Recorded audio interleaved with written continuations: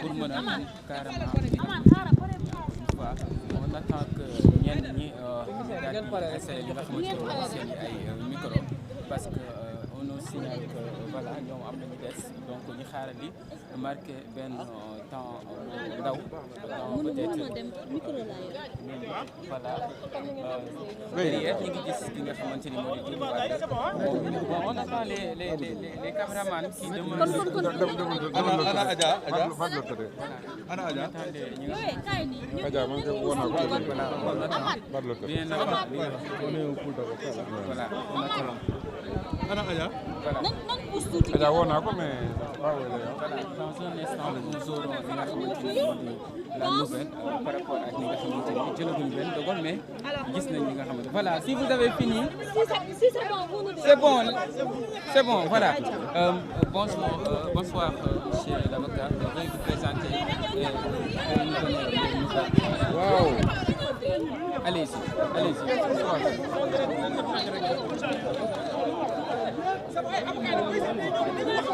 s'il vous plaît, allez-y. non dans ce brouhaha là ça sert à rien. Ça sert à rien.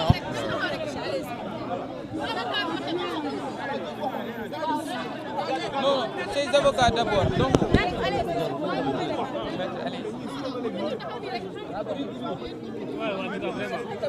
voilà, vous savez. Oui, dans une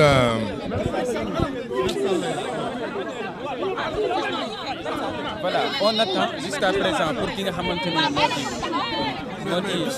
on attend s'il vous plaît on attend doyen Doudou Wade mu daal di installé wu ñu may ko mu daal di installé wu moom mi nga xamante ni moom mooy voilà ñu may ko mu installé wu donc s'il vous plaît ñu daal di organiser wu de telle sorte ñu xaarandi encore une fois organiser pour li nga xamante ni waaw mais à l'arrière les balaa ñu yàq ñu ñëpp la ñu fekk ñu xaarandi ñu xaarandi encore une fois s'il vous plaît ñu daal di xaarandi non s'il vous plaît on attend un peu on attend un peu. waaw mais mën na taxaw bàyyi leen ko bu taxaw mu wax s'il vous plaît on attend un peu d'abord ces avocats bien avant qu'ils prennent. Alors allez-y maître d'abord ces avocats. wala yaa ngi ci sonn. allez-y maître brièvement. voilà maître ñoo ko gisandoo. voilà depuis 10 heures ñi ngi doon xaarandi verdict bi ana tey ban dogal la procureur di jël alors vous savez là. Oui, nous voudrions très brièvement informer l'opinion de ce qui s'est passé. Depuis ce matin à 10 heures, Doudou Wade a été entendu à la sûreté urbaine. La première chose peut-être qu'il faudrait dire, c'est qu'il était accompagné de ses avocats.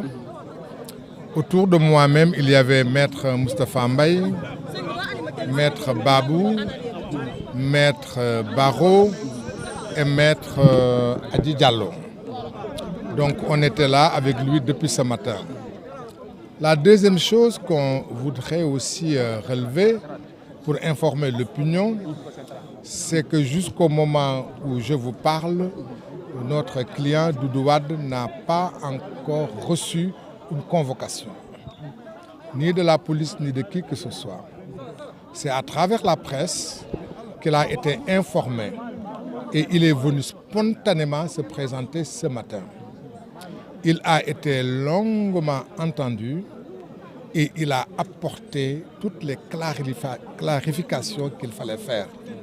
Il a répondu avec précision, il a répondu avec clarté, il a répondu à toutes les questions qui lui ont été posées. Et ses réponses ont été convaincantes. Et il s'est expliqué sur les propos qu'il a tenus et qui lui étaient reprochés. C'est des propos que vous connaissez tous qui ont été tenus lors d'une émission. Il s'en est expliqué et à la suite de ces explications, on n'a jamais été aussi clair. C'est pourquoi, à la fin de son audition, on lui a signifié pour le moment de rentrer chez lui et de se mettre à la disposition de l'enquête. Étant entendu que dans une république, dans une démocratie, tous les citoyens sont à la disposition de la justice et de l'enquête. Et de ce point de vue-là, il est à leur disposition. Étant entendu également qu'aucune interdiction ne lui a été signifiée, aucune contrainte à sa liberté d'aller et de venir. Il peut aller où il veut, il peut faire ce qu'il veut. Donc pour le moment, on retient qu'il a été entendu, qu'il a répondu aux questions qui lui ont été posées et qu'il rentre tranquillement chez lui.